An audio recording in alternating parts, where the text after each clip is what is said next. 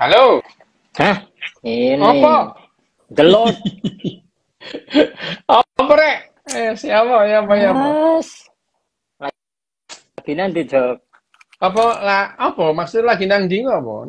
Nang kamar iki. Ya apa? Oh, lagi Mario operasi ta? Ora. Iya wis biasa. Penggaweane ngono to. Ya apa? Kate golek Oke, tegesan ya siap. gak iso, gak bakat. Telek, telek. Nggak Beneran nih. tegesan jar. Aku kate golek tegesan nih. Gak bakat ya apa kon iki. Ya apa iki Ayo, ya apa wes langsung bahas Bahas soal apa? Oke. gen egois. Nah, aku kan Gen wis egois. maca buku iki to, Dok. Wes mantap iku. Sakjane iki kudu mbok upload iku nang apa Cuma kan nang di poinnya akeh bukune gambaran tuh. banget. Oh iya, nyene poinnya iku akeh banget yo. Aku iku tak eling-eling yo tuh. Aku iki sakjane ya, buku ini itu dicetak pertama itu tahun 6. Jadi yang Mm-mm.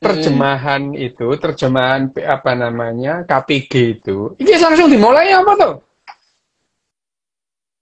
Woi, halo, Dan halo Cito. langsung aja, Oh, langsung. ya wes ya. Selamat malam, malam di sana ya. Nah, Oke. Selamat malam, salam sehat, salam bahagia, salam sejahtera. Ini ndak tahu itu kesurupan opo ini ya Cito itu kok mendadak itu. Jadi sakjane Cito itu kodam Richard Dawkins koyo aneh ya. Jadi ndak ada hujan, ndak ada angin itu terus Cito itu ngajak ngobrol soal buku yang sudah dia baca namanya Selfish Gene. self-esteem, self-esteem. Selfish Gene itu adalah buku Selfish Gene itu adalah terjemah dari KPG ya Gramedia. KPG Gramedia. Tapi sebetulnya buku ini dicetak itu ini yang diterbitkan oleh Gramedia yang KPG ini itu adalah cetakan keempat tahun 2017 ya. Jadi 2017 ya. buku Ke-8 ini dok. dicetak Cetakan ke-8. keempat. Keempat. Jadi yang namanya apa namanya Selfish Gene itu dicetak 4 kali gitu ya. Oke. Yang pertama terbitan pertama itu tahun 76. 76. Wah, itu aku enggak ngerti. Yang aku baca pertama itu adalah cetakan pertama ini tahun 87 gitu ya. Nah, tahun Hmm. 89 itu ada cetakan kedua gitu ya. Ada cetakan kedua tahun 89. Kemudian cetakan ketiga itu tahun 2006. Nah, cetakan keempat itu tahun 2016. Ini yang asli yang bahasa Inggris ya. Ya. Yang bahasa Inggris. Nah, yang bahasa Inggris itu dicetak terakhir itu tahun 2016. Nah, ini diterjemahkan oleh KPG dalam bahasa Indonesia tahun 2017 gitu ya, gitu. Jadi Hmm. yang berbahasa Indonesia ini adalah cetakan terakhir gitu. Oke. Tapi memang ya buku ini aku baca buku ini itu awal itu baca buku uh, E.O. Wilson. E.O. Wilson itu tentang yang namanya judulnya itu On Human Nature. Nah, tapi E.O. Wilson itu bukan ahli biologi, beda dengan Richard Dawkins gitu ya. Jadi E.O. Wilson nulis On Human Nature itu, wah itu aku baca buku ini orgasme gitu ya. Puas aku. Puas gitu ya baca bukunya E.O. Wilson itu.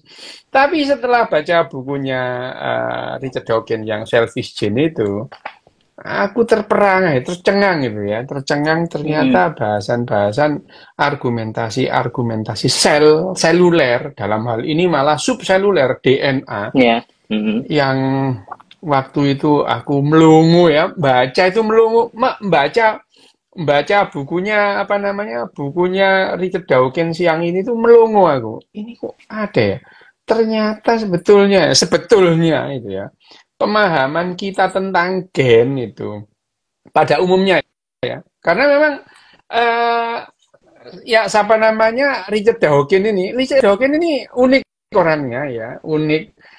Artian uniknya itu dia itu misalnya eh, pada pada pada pengantarnya ya, pada pengantar yang pertama, dia itu memang memahami bahwa tidak mudah apa namanya tidak mudah apa namanya menjelaskan apa tentang tentang tentang gen itu ya, tentang gen dan genom dalam apa namanya pada umumnya itu menjelaskan secara populer gitu. Itu Oke. pengantarnya, di pengantarnya menjelaskan secara populer itu bagi dia itu ini pasti ada ada miss-nya, ada yang terlewat.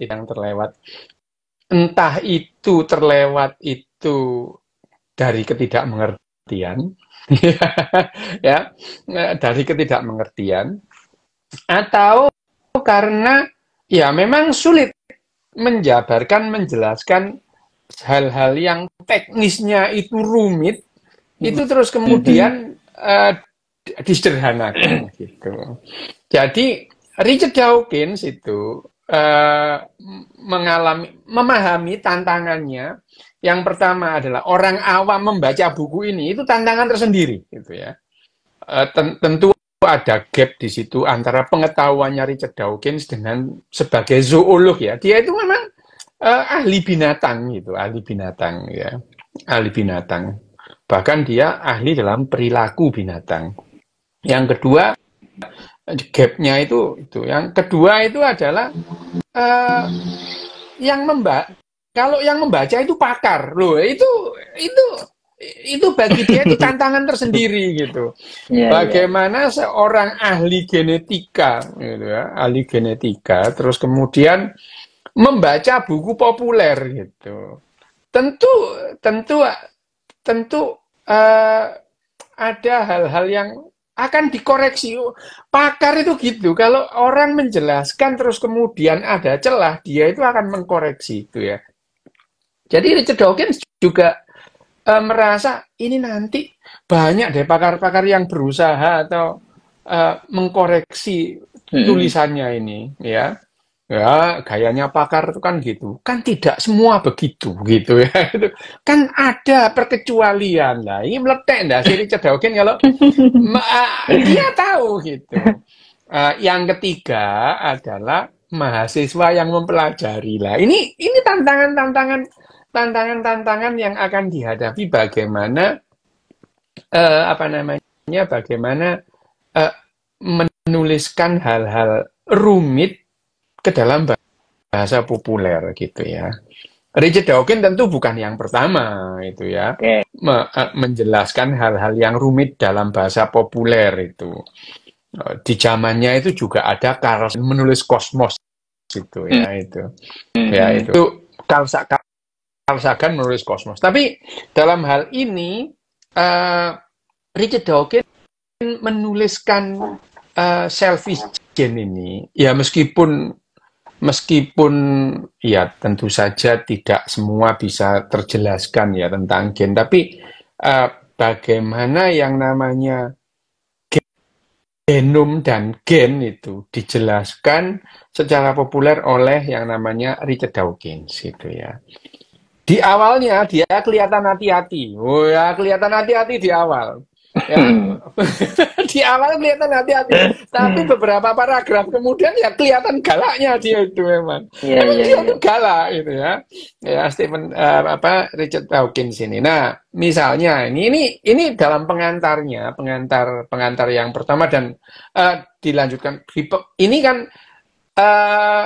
buku yang keempat itu, cetakan keempat tentu saja ya, karena perkembangan perkembangan ilmu pengetahuan dalam hal ini pengetahuan ilmiah itu berkembang, Ya. maka ya mau ndak mau Richard Dawkins itu perlu merevisi atau menambahkan hal-hal yang baru tentang kepada bukunya. Bahkan sekarang ini ya, setelah 8 tahun berlalu itu, kayaknya Richard Dawkins akan memperbarui lagi itu. Akan Buku ini. banyak, iya, akan banyak tambahan-tambahan terhadap buku ini sesuai dengan perkembangan pengetahuan ilmiah. Hanya saja di awal-awal mengenai mengapa ada manusia, ya itu tidak akan berubah, itu sudah fix gitu ya. Oke. Gitu. Itu kan apa namanya kalau kita baca Subhasan memang tuh aku setuju sama kamu kalau buku ini kita bahas beberapa kali karena ya yang pertama itu ya kalau kita melihat yang dibahas itu nih ya tak ingat-ingat loh tuh ya. Ya. Ini ada misalnya ada bab yang membahas mengapa ada manusia gitu ya. Mengapa ada manusia. Terus kemudian tentang bagaimana itu replikasi terjadi oleh mesinnya, namanya replikator gitu. Ya. Yang ketiga Replikator. itu tentang, nah ini yang ketiga ini sebenarnya adalah salah satu judul yang diusulkan oleh temannya gitu tentang buku ini ya yang namanya Immortal Coil gitu ya Immortal Coil atau kalau dalam bukunya KPG itu diterjemahkan sebagai gulungan kekal gitu. Gulungan kekal gitu. Terus kemudian ada yang sebut gene machine atau machine gen, terus kemudian agresi stabilitas dan ya mesin egois ya, selfish machine gitu ya. Terus kemudian pertalian gen keluarga berencana. Itu ada loh keluarga berencana ditulis di itu ya. Jadi ada banyak bab, tapi memang supaya kita ngomongnya enak gitu ya. Itu nanti dibahas sak melenek ya, sak marine, sak selesainya gitu ya. Ya itu apa namanya itu yang ada dalam buku ini. Nah di dalam bab pertama itu ya itu mengapa ada manusia gitu ya. Mengapa ada manusia itu Richard Dawkins itu menjelaskan karena selama ini ya misalkan apa namanya manusia itu kita ya selama ini ya, sampai sekarang itu ya sampai sekarang orang membahas kenapa ada manusia itu pendekatannya pendekatan filsafat gitu. Ya. Dan di dalam buku ini jelas-jelas yang namanya Richard Dawkins itu kayaknya filsuf-filsuf itu tidak pernah menganggap yang namanya Charles Darwin itu ada itu. Ini itu ada di bab pertama Yeah. Filsuf-filsuf itu membahas kehidupan, apa makna hidup, apa alasan hidup manusia itu. Seolah-olah filsuf-filsuf itu tidak pernah menganggap yang namanya Charles Darwin ada itu. Kalau ditanya kenapa manusia ada, bagaimana manusia muncul, bagaimana manusia itu ada, ya mau nggak mau sih yang paling bisa menjawab dengan bagus itu adalah awalnya adalah ya Charles Darwin itu ya. Charles Darwin. Kenapa misalnya kalau binatang bagaimana manusia itu jadi seperti sekarang ketimbang binatang-binatang yang lain gitu ya. Ya, ini. Nah, dalam hal ini kalau dikaitkan dengan selfish gene itu Richard Dawkins di bab pertama itu menjelaskan kenapa yang namanya selfish gene itu, yang selfish itu spesiesnya atau individunya gitu ya. Tadi ada beberapa buku yang sebelumnya itu, tapi pendekatannya bukan pendekatan biologi, misalkan sosial kontrak gitu ya. Sosial kontrak itu adalah pendekatannya dari yang namanya spesies gitu. Pokoknya yang penting spesies itu harus tetap ada gitu ya. Jadi ada perilaku altruis misalnya ya, Altruisme itu misalnya altruisme itu adalah apa namanya salah satu individu itu rela mati demi orang lain. Orang lain. Ujung-ujungnya adalah untuk mempertahankan eksistensi dari Gennya. dari gennya gitu. Dari gennya. Tapi itu adalah pendekatan filsafat. Tetapi kalau yang namanya Richard Dawkins itu, yang selfish itu bukan individu, bukan spesies, bukan kelompok, tapi gen itu sendiri gitu. Gen itu sendiri yang apa namanya yang egois gitu. Jadi ada yang namanya seleksi individu, ada seleksi kelompok. Nah, tapi kalau Richard Dawkins, ya, kalau dibanding, ya dia bilang ya, yang namanya Charles Darwin waktu itu nggak kenal genetika gitu ya. Charles Darwin itu nggak kenal genetika, bahkan apa namanya pengikut Darwin awalnya itu berantem sama pengikutnya Gregor Mendel. Jadi Darwinian dan Mendelian itu mereka berantem di awalnya sampai ketemu yang namanya DNA itu ya itu. Sampai tahun 30-an ketemu DNA. Lah ternyata Mendelian Darwinian itu tidak saling bertentangan itu ya. Itu malah klop gitu. Ya itu. Apa namanya klop itu. Jadi begitu disatukan antara Mendelian Darwinian, lahirlah yang namanya teori evolusi modern. Teori evolusi modern itu ya, teori evolusi. Di awalnya pengikut-pengikut Gregor Mendel berantem sama pengikut-pengikut Charles Darwin itu. Nah, akhirnya sekarang yang namanya genetika itu ya gabungan antara ide-ide Darwin gitu ya, dan kemudian teknisnya itu teknis rumitnya itu adalah Gregor Mendel gitu. Nah, memang memahami hal yang rumit terus kemudian disederhanakan ini ya tentu selalu ada gapnya. Kenapa yang disebut selfish gene gitu ya? Nah, di bab pertama dan kedua ya, bab pertama dan kedua tentang kenapa ada manusia dan yang namanya bab yang kedua itu gen egois itu. Richard Dawkins itu menjelaskan gitu ya, dan replikator itu bab kedua itu menjelaskan sebetulnya ada hal yang tidak dijelaskan secara eksplisit itu, tapi dia menjelaskan secara implisit itu. Karena segala sesuatu tentu awalnya sederhana gitu ya. Awalnya sederhana. Nah, kesederhanaan itu orang sudah paham lah. Kompleksitas itu ya, kompleksitas ada hal-hal yang kompleks itu diawali dengan hal yang sederhana. Itu orang sudah pada tahu dulunya itu ya. Dulunya itu di zaman awal-awal berkembangnya ilmu pengetahuan ilmiah itu orang itu paham lah segala sesuatu yang kompleks itu akan dimulai dari hal yang sederhana gitu. Hanya saja yang memuaskan dan menjelaskan segala sesuatu dengan jelas tentang kehidupan yang awalnya sederhana, iya Charles Darwin gitu. Charles Darwin. Ya yang namanya teori evolusi itu ya seperti sekarang itu orang sudah tidak bisa membantah seperti dunia itu bulat ya, bumi itu bulat itu ya. Ya tentu ada orang yang ngengkel itu ya. Kalau bumi bleber itu ya wis terserah lah saat mulai ya ada yang ngomong bumi itu kayak cowek itu ya, terus dibatasi oleh dinding es sembuh lah sakarepmu ya itu.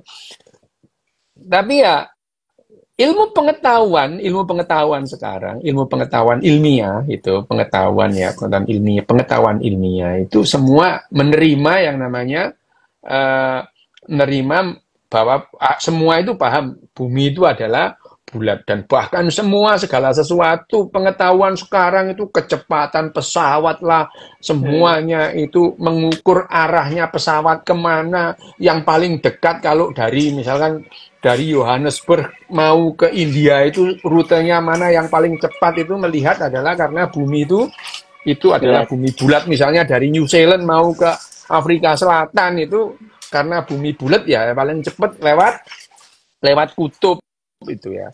Itu sudah paham. Nah, pengetahuan ilmiah itu mengenai teori Darwin itu sama halnya dengan teori bahwa bumi bulat itu akan diterima, sudah diterima itu.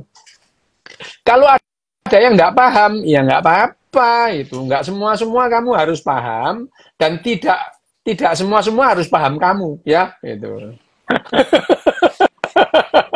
Orang kabeh kowe kudu ngerti ya. Lan orang kabeh kudu ngerti kowe gitu ya. Lah perasaanmu kok iku sapa gitu ya. Jadi tidak semua kita harus paham dan tidak semua harus paham kita gitu. Ya, gitu itu adalah ya itu adalah persoalannya. Nah, itu yang nah dalam yang dalam bab awal buku apa namanya selfish gen ini tentang keegoisan gen, karena di sini itu gen itu dari awalnya sederhana dari ya, di situ apa namanya Richard Dawkins itu menjelaskan ikatan yang lebih stabil gitu ya. Misalnya air itu akan stabil kalau dalam bentuk bulat, gitu ya, bulat seperti itu. Jadi tetesan air kalau di angkasa luar itu ya tanpa ada gravitasi dia itu akan berbentuk bulat. Sementara ada kecenderungan mineral-mineral tertentu dalam bentuk kubus, misalnya garam gitu, berusaha dalam bentuk kubus gitu ya. Itu dijelaskan oleh di buku ini bagaimana atom-atom gitu ya. Atom itu kemudian menyatu dalam satu molekul. Molekul berganding dengan molekul lain itu ada yang cenderung stabil gitu. Tetapi kestabilan ini ada harganya gitu. Dia harus mendapatkan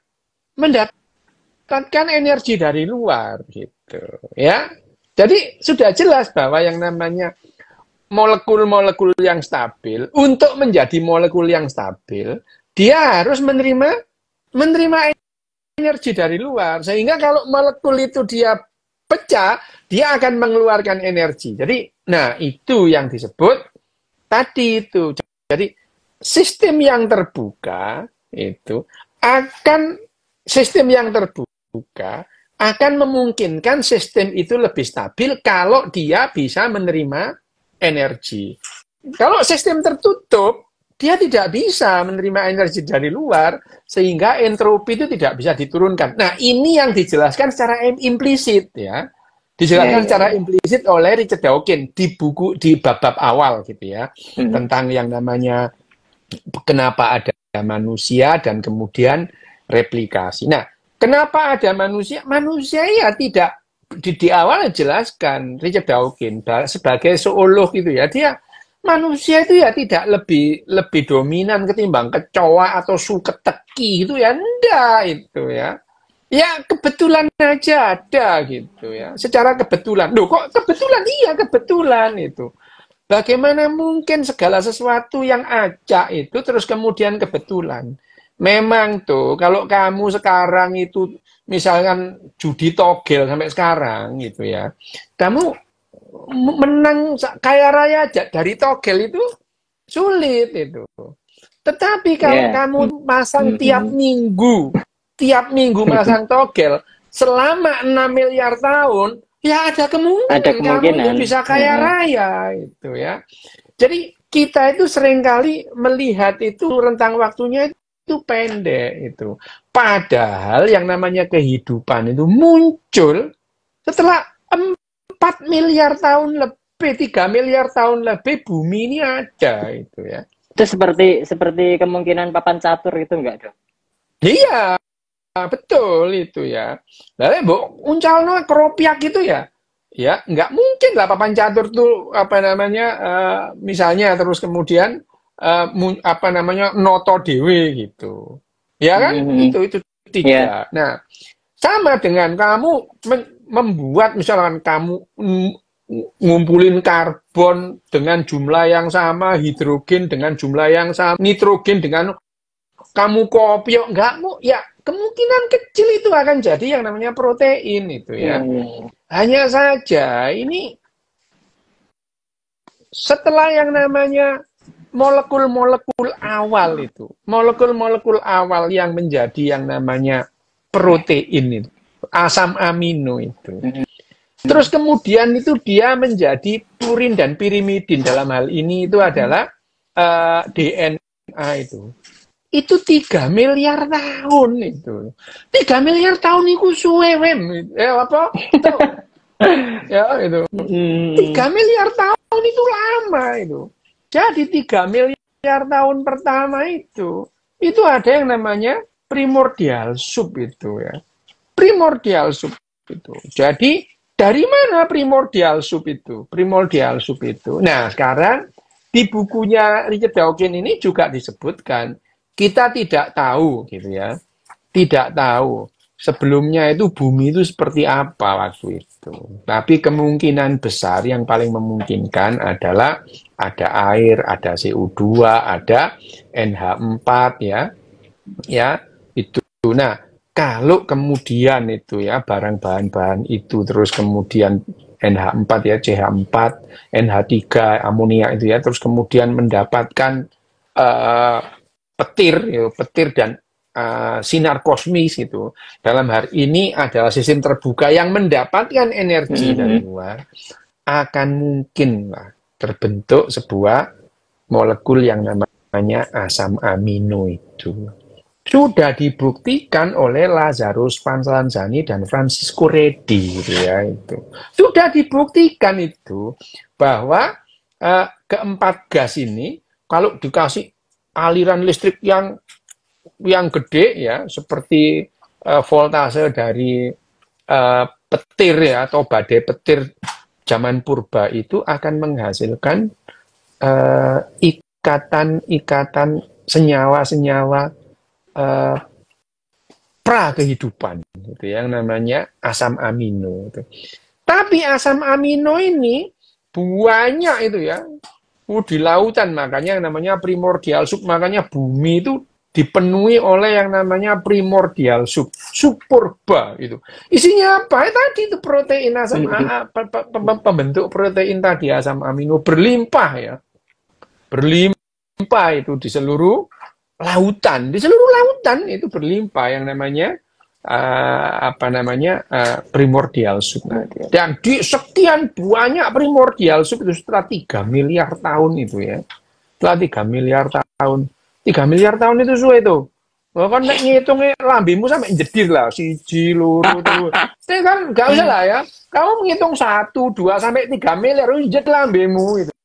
Apalagi ini 3 miliar tahun. Itu terus kemudian ada yang membentuk yang namanya purin dan pirimidin itu. Nah, itu yang membentuk yang namanya awal DNA. Nah, DNA. Awalnya sih sebelum DNA itu dia membentuk RNA dulu, tapi RNA itu tidak stabil gitu ya.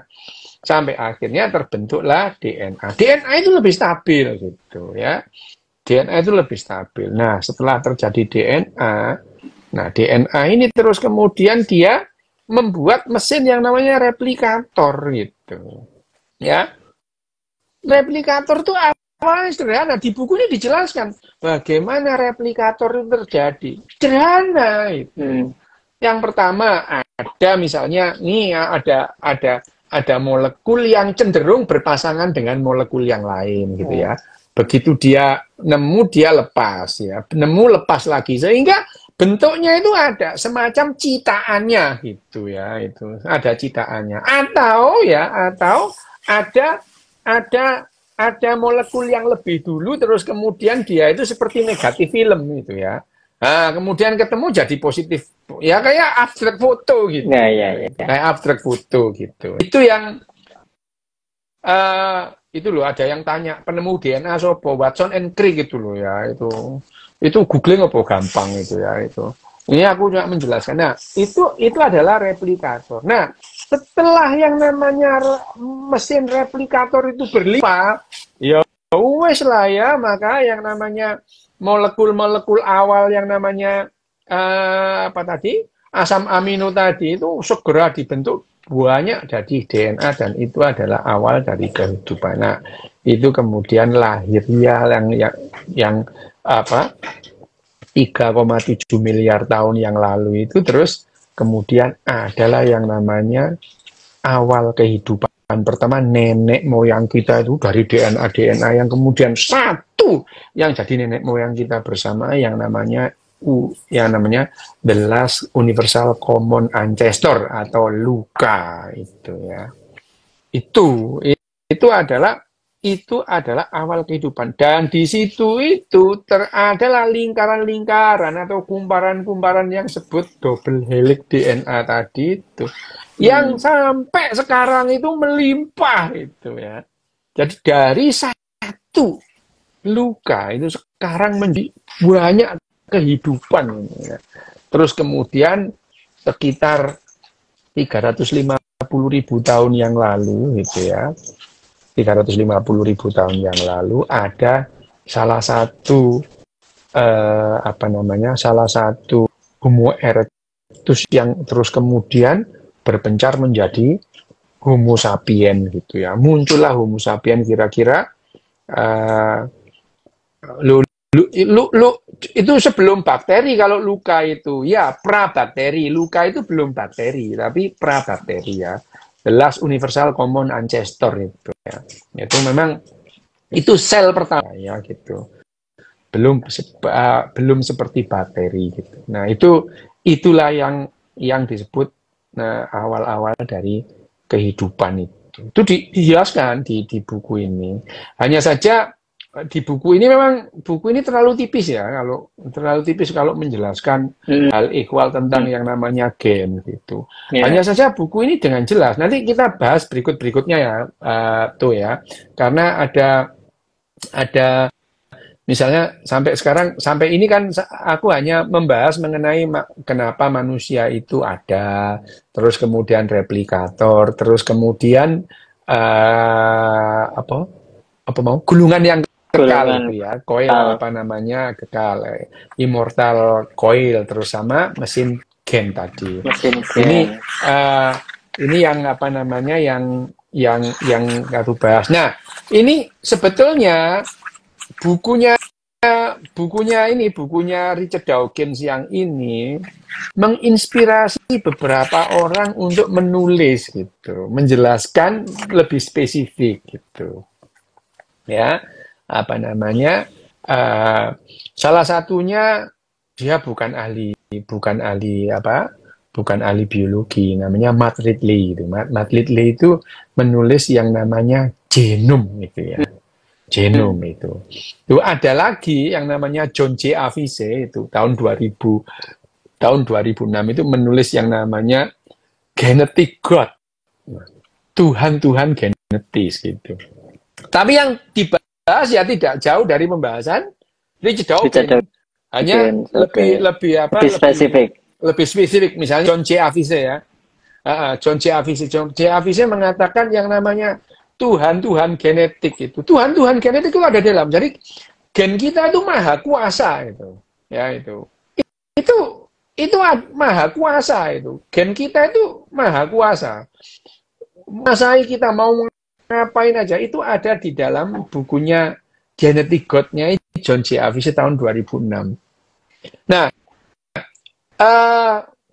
tapi Matt Ridley menulis genom itu juga mempertajam sebetulnya, pernyataan-pernyataan dari Richard Dawkins. Tapi lebih jelas, misalnya Matt Ridley itu menjelaskan bahwa untuk orang awam supaya lebih memahami yang namanya genom itu apa gitu.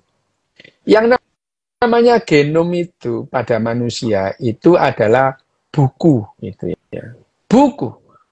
Bahkan Matt Ridley itu tidak ini bukan perumpamaan, memang ini buku gitu. Memang ini buku gitu ya. Buku gitu. Bukunya yang ada dalam sel kita, di dalam sel itu. Di dalam sel.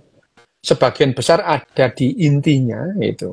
Tapi ada yang di luar inti sel, itu gen kita itu ada yang di luar inti sel, tapi sedikit ya. Kurang dari 4% itu ada di inti sel. Yang namanya di mitokondria itu ya.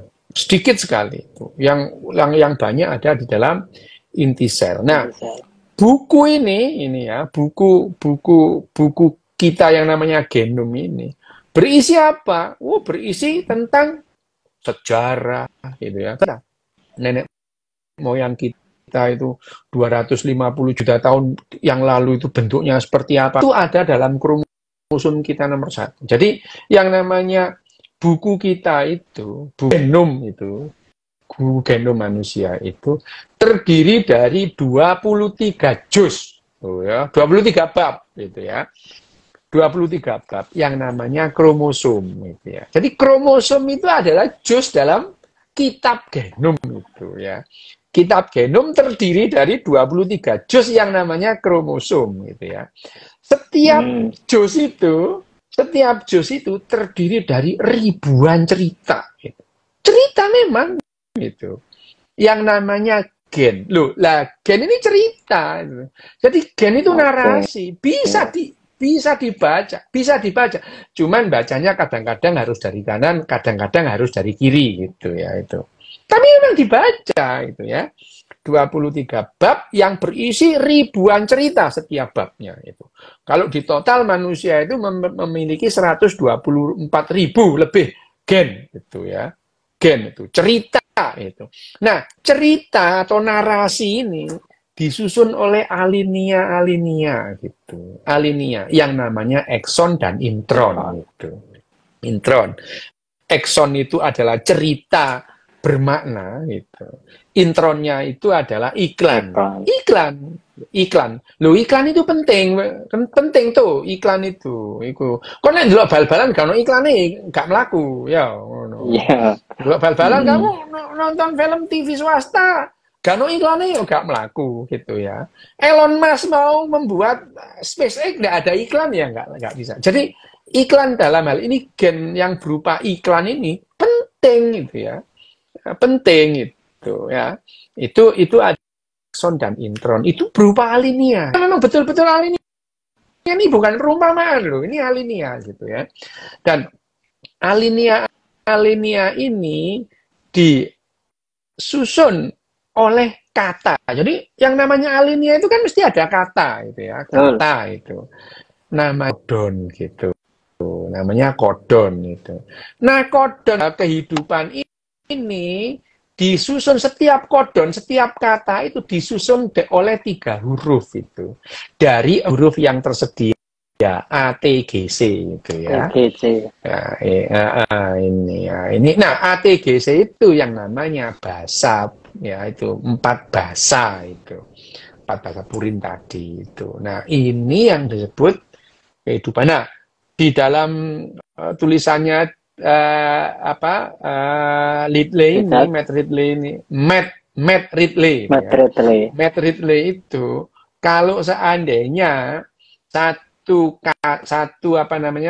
huruf bahasa ini ditulis dengan huruf Times New Roman ukuran 10 itu ya, berarti genom kita itu seperti 6 set ensiklopedia Americana. Ya, itu. Nah, ayo, meletek dasmu moco ini. Nah, tapi sekarang dengan adanya AI, dengan adanya komputer, bahkan ada prototipe kuantum komputer, kita membaca genom itu tidak perlu lama-lama seperti dulu. Dulu itu belasan tahun untuk memetakan untuk membaca satu genom manusia itu waktu belasan tahun. Sekarang beberapa minggu aja sudah selesai. Nah, itu adalah genom. Nah, genom tadi itu apa isinya? Banyak, mulai yang namanya identitas itu ya. Identitas kita sebagai spesies itu ya. Identitas kita sebagai spesies itu ada dalam yang namanya kromosom nomor 1, juz 1 itu menjelaskan spesies kita ini. Ya itu. Terus bab kedua, juz 2 gitu ya. juz 2-nya itu tentang yang namanya kromosom nomor 2. Kita membahas sejarah itu. Sejarah kita. Misalnya, kalau misalkan nenek moyangmu 250 juta generasi di atasmu, nenek moyangmu modelnya kayak iwak, ngono ya. Jadi iwak itu. Yo, itulah ya, ini adalah dijelaskan. Jadi pernah kapan nenek moyang kita itu berubah dari ikan menjadi merangkak keluar menjadi amfibi gitu ya. Terus kemudian terus kita melewati amfibi menjadi apa? Menjadi apa namanya reptil gitu. Terus kapan suatu saat itu ya reptil itu yang kebiasaannya menentukan jenis kelamin bayinya itu dari suhu atau temperatur sekitar telurnya itu. Terus kemudiannya ada gen X, kromosom X dan kromosom Y, di mana yang namanya kromosom Y itu adalah termasuk dalam catatan kecelakaan evolusioner gitu ya. Itu dijelaskan dalam di bukunya Matt Ridley. Tapi buku Matt Ridley itu sepertinya itu menjelaskan perihal yang ada gap dalam bukunya Richard Dawkins. Hanya saja Richard Dawkins kemudian mempertajam buku-bukunya itu ya. Ada yang namanya Sungai dari Firdaus, itu ada itu. Itu juga ada terjemahannya oleh KPG ya. Sungai dari Firdaus, terus kemudian bahkan menjelaskan the greatest show on earth itu ya. Itu dia lebih menjelaskan ide-idenya gitu. Sebelumnya itu dia menulis yang namanya Blind Watchmaker gitu ya. Jadi kalau kita membaca bukunya semua bukunya Richard Dawkins secara utuh, Selfish Gene, Blind Watchmaker, terus kemudian The River from Eden, terus The Greatest Show on Earth itu, kita akan mendapatkan gambaran yang lebih utuh tentang yang namanya genom itu. Tapi di awal-awal di tahun 2001 itu muncullah bukunya Matt Ridley. Tahun 2006 muncullah John J. Avise gitu. Itu menjelaskan ide-ide, mempertajam lah ya, mempertegas ide dari Richard Dawkins itu. Kalau kita baca, buku-buku ini akan lebih menegaskan tentang yang namanya ide-ide Richard Dawkins dalam menulis yang namanya Selfish Gene itu. Jadi ini adalah buku 1, 2, 3 bab 1, 2, 3, 4 ya. Nah, tentang yang namanya entropi tadi itu yang jelas menulis itu dan ada kaitannya dengan gen tadi itu ditulis oleh yang namanya Steven Pinker dalam bukunya Enlightenment Now itu ya. Jadi kalau kita memang baca semua itu akhirnya kita memahami segala sesuatu secara utuh. Bagaimana mengaitkan tadi itu ya, bagaimana molekul-molekul itu, kenapa molekul-molekul itu kok menyatu gitu ya. Terus kemudian molekul itu menyatu membentuk yang namanya protein itu ya. Membentuk namanya asam amino. Asam amino itu membentuk yang namanya protein. Protein itu merupakan bahan yang bisa berkomunikasi gitu dengan protein lain, membentuk satu yang namanya sel. Sel dengan sel itu membentuk yang namanya jaringan. Jaringan membentuk yang namanya organ. Organ bekerja sama dengan organ membentuk yang namanya individu. Gitu. Jadi itu adalah kerjasama yang awalnya kerjasama antar jaringan, terus kemudian antar sel gitu. Sel sebelumnya itu antar organel, organel itu adalah antar molekul gitu. Nah, kerjasama itu bisa digabung kalau yang namanya mereka terikat, dan ikatan kerjasama itu harus bisa terjadi kalau ada energi yang masuk. Nah, itu yang namanya menurunkan entropi, sehingga Richard Dawkins dalam bukunya yang namanya the magic of reality itu, ya. Jadi yang jelas sekarang itu ada sistem yang sudah jelas-jelas melawan entropi itu ya. Namanya kehidupan gitu. Ya, memang sekali lagi ya, tentu saja kekhawatiran Richard Dawkins dalam menulis buku ini, itu buku Selfish Gene itu ya memang ditambal dalam waktu yang lama gitu. Baik itu dia menulis ulang dengan merevisi atau menerbitkan Selfish Gene di tahun 89 gitu ya. Terus kemudian tahun 2009 dan kemudian terakhir tahun 2016. Gitu. Tapi dia juga menulis dengan point of view, POV koyo koyo netizen POV itu.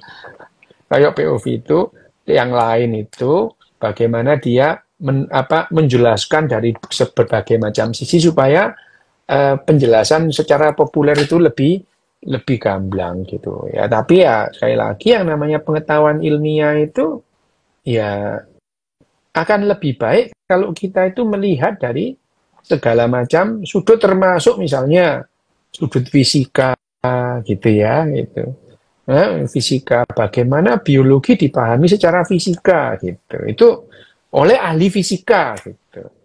Itu pun juga akan lebih menarik kalau kita melihat satu persatu ya. Wes, itu kita bahas sampai ini yang ketiga tuh. Berikutnya nanti keempat dan seterusnya kita bahas berikutnya. Nah, sampai sekarang sampai di sini ono sing takon enggak iku, arek-arek nang kono iku ngono. Oh, takonane do aneh-aneh kok iki. Apa mesenengane iku. Lho, no, pertanyaan aneh-aneh tapuken parut ae. Tapuken parut. Iki pertanyaanku ngene, Dok. Apa? Tujuan gen itu kan mereplika dirinya. Iya. Ya kan? Ya. Terus yang dibahas di bab 2 itu kan replikator kan itu. Apakah itu yang dinamakan egois, yang sifat egois sebuah gen atau gen itu sendiri? Terus bagaimana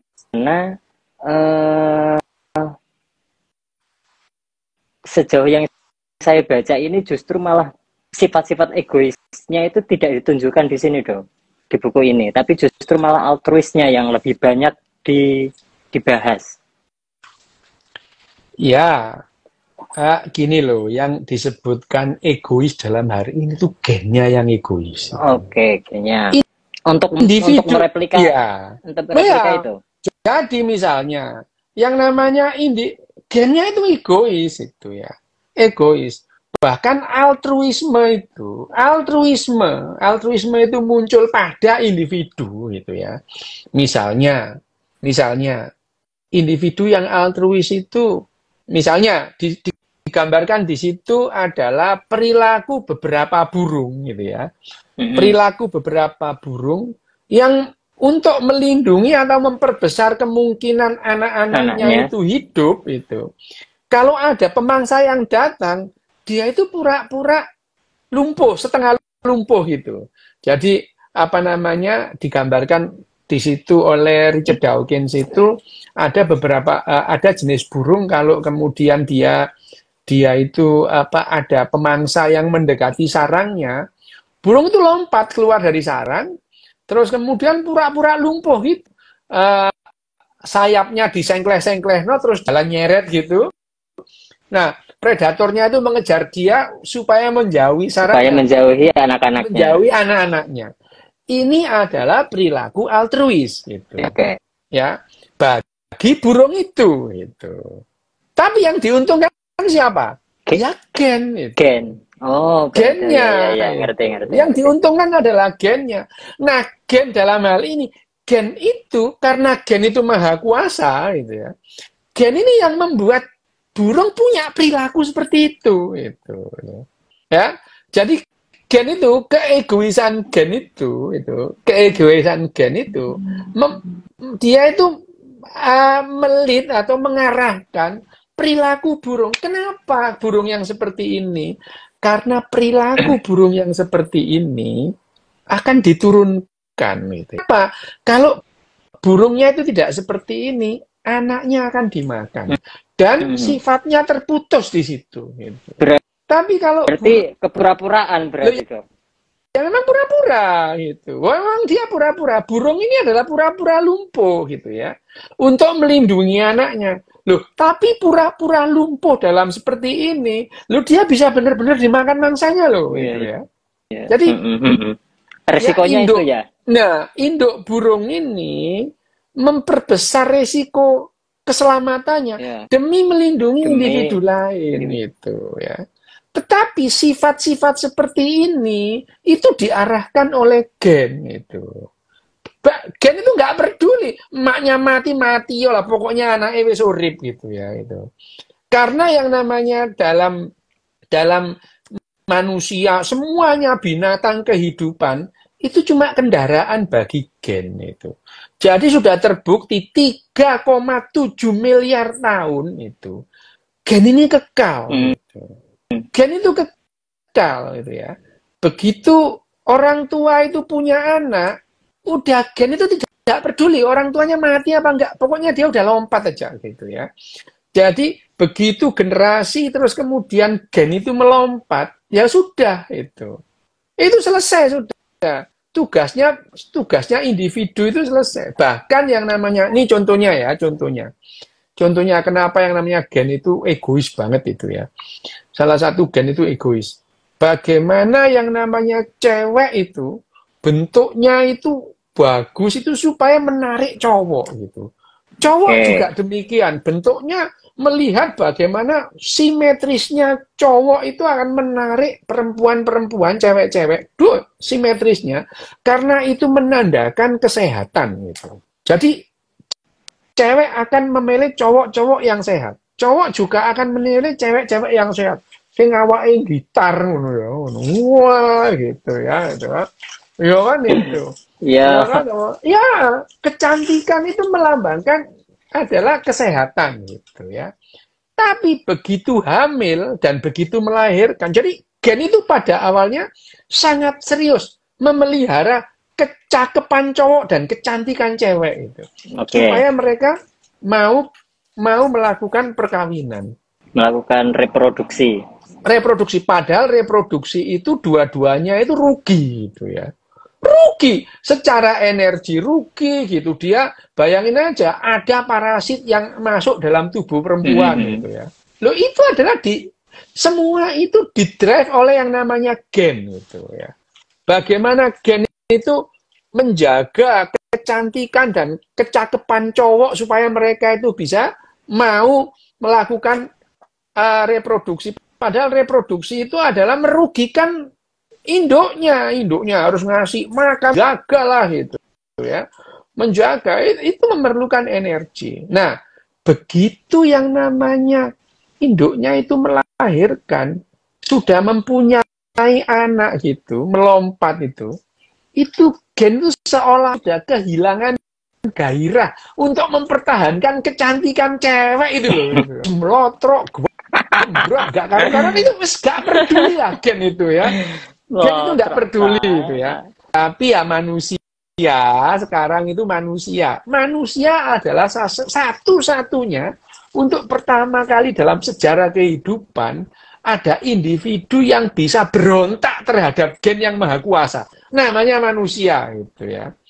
Manusia itu sekarang hubungannya sama otak nggak, Dok? Maksudnya iya. Instruksi gen itu dipengaruhi oleh kesadaran otak nggak? Kebalik gitu. Bahkan kesadaran kita itu didrive oleh gen, meskipun kesadaran kita itu adalah ya sampah evolusi aja, nggak perlu sebetulnya kita itu sadar gitu ya gitu. Kita tuh nggak perlu sadar, kehidupan yang sadar cuma sedikit, manusia, bonobo, simpanse gitu ya.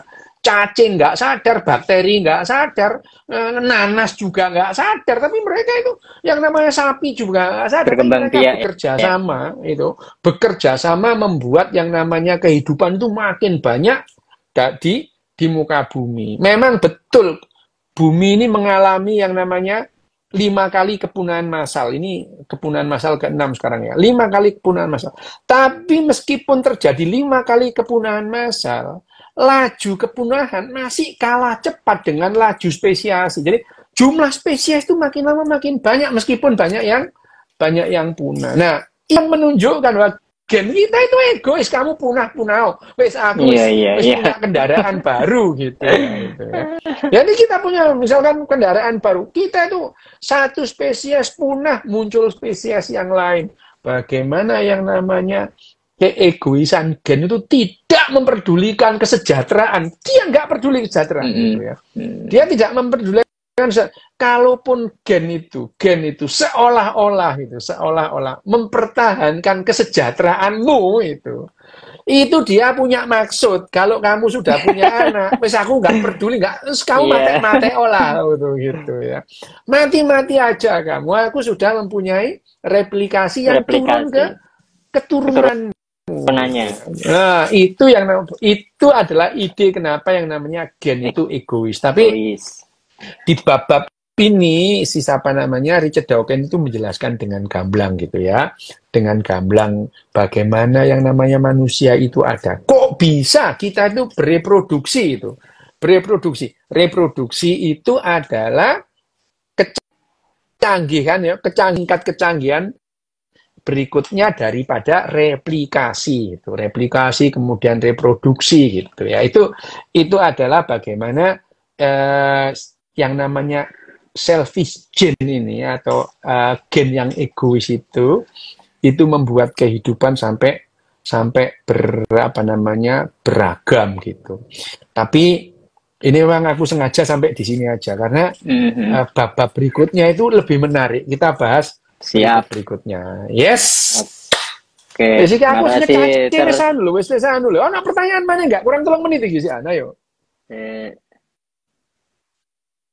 Bedane gen, sel, DNA, genom iki mbok di Google wae to lek. Lho, tadi lah wis tak jelasno. Iku ana sapa sih iku? Ana sapa iku? Bakul mie ayam paling. Oh, jane arek iku anu titanono. Mula anak itu kena uberen gitu.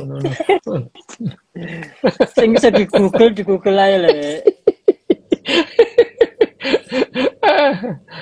Wes ngono ae eto. Iki lho ana sing takon komenmu enggak nongol jarene. Iki ana sing takon komenmu enggak nongol. Lagi aku arep mengkudeta Mas Kowem. Ya wes. Oke. Wes. Sebentar. Minggu ngarep diterusno ya wes, diterusno ya. Siap. Terusno. Akan lebih menarik ini buku ini menarik. Oke. Selamat malam, salam sehat, salam bahagia, salam sejahtera. Terima kasih teman-teman konco-konco sedaya, terima kasih. Tak tutup. Assalamualaikum. Waalaikumsalam.